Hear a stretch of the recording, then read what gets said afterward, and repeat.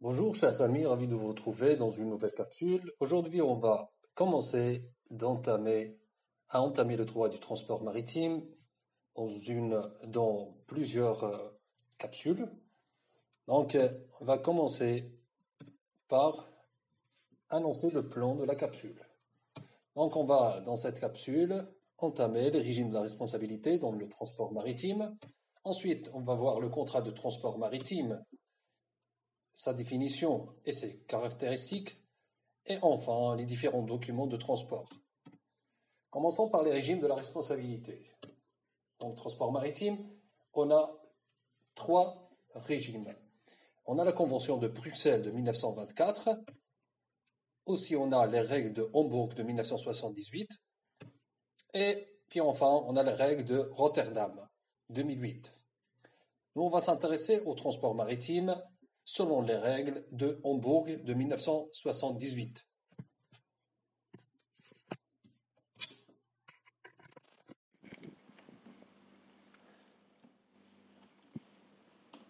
Donc, commençons par le contrat de transport maritime. C'est quoi le contrat de transport maritime?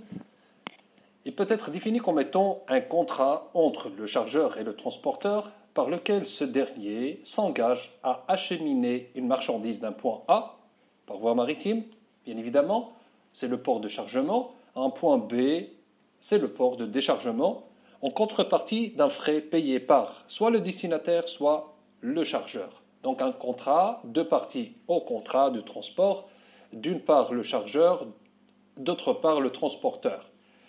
Le chargeur ou bien le destinataire doit payer au transporteur le frais et le transporteur doit acheminer la marchandise par voie maritime du port de chargement au port de déchargement.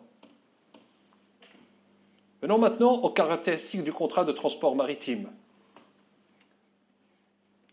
Donc le contrat du transport maritime, c'est un contrat consensuel, synallagmatique et onéreux.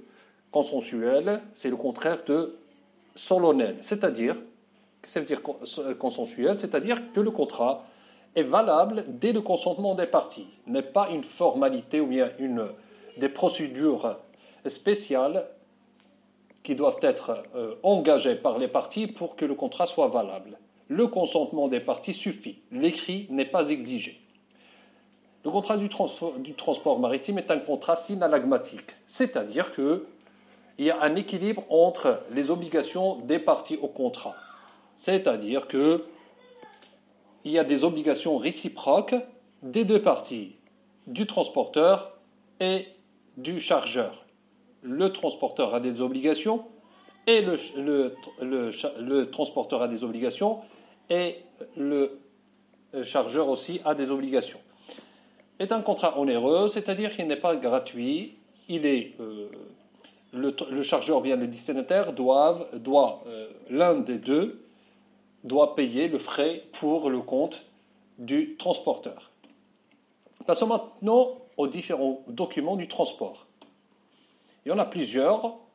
On va traiter le connaissement, le contrat d'affrètement, la charte partie, delivery order ou bien le bon à délivrer, booking note et enfin la lettre de voiture. Commençons par le connaissement. C'est quoi le connaissement? Selon l'article 1er alinéa 7 des règles d'Hambourg, le connaissement est un document matérialisant le contrat de transport. Comme on a déjà avancé que le contrat du transport est un contrat consensuel, donc en principe l'écrit n'est pas exigé. Mais pour des raisons de preuve, le connaissement joue le rôle de la preuve qui va exprimer l'existence ou bien qui va prouver l'existence du contrat de transport. C'est un contrat conclu, le connaissement est conclu entre le chargeur et le transporteur.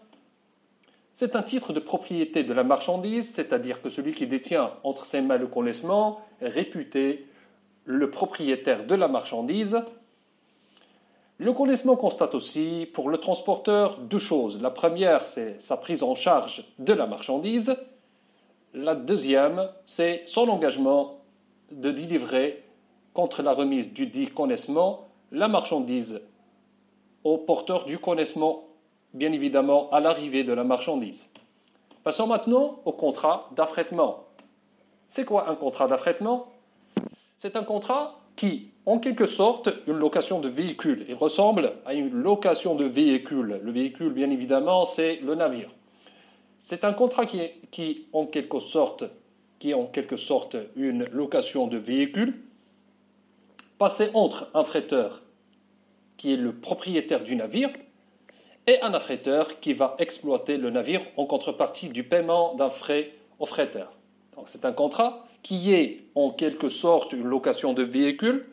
Les deux parties au contrat d'affrètement sont le fretteur, qui est le propriétaire du navire, et l'affréteur, celui qui va louer, entre parenthèses, le navire en contrepartie d'un paiement ou bien du paiement d'un frais. Maintenant, la charte partie. C'est quoi la charte partie? Tout simplement, il est en relation avec le contrat d'affrètement. C'est un document matérialisant le contrat d'affrètement. Comment?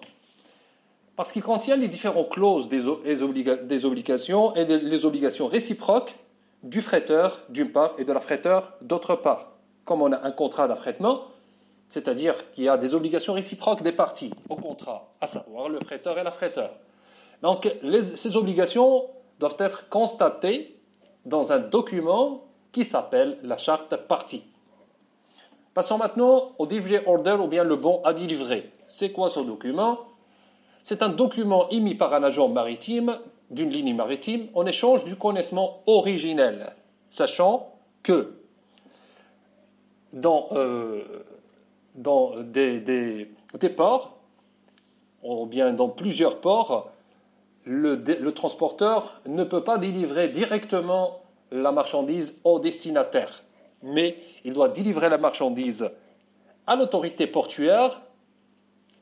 Cette dernière doit délivrer la marchandise au destinataire à travers ce document qui est delivery order ou bien le bon à délivrer. Le destinataire émet le connaissement originel à l'autorité portuaire et cette autorité portuaire, c'est-à-dire l'agent maritime d'une ligne maritime, doit donner en échange ce bon à délivrer au destinataire pour que ce dernier peut prendre livraison de sa marchandise.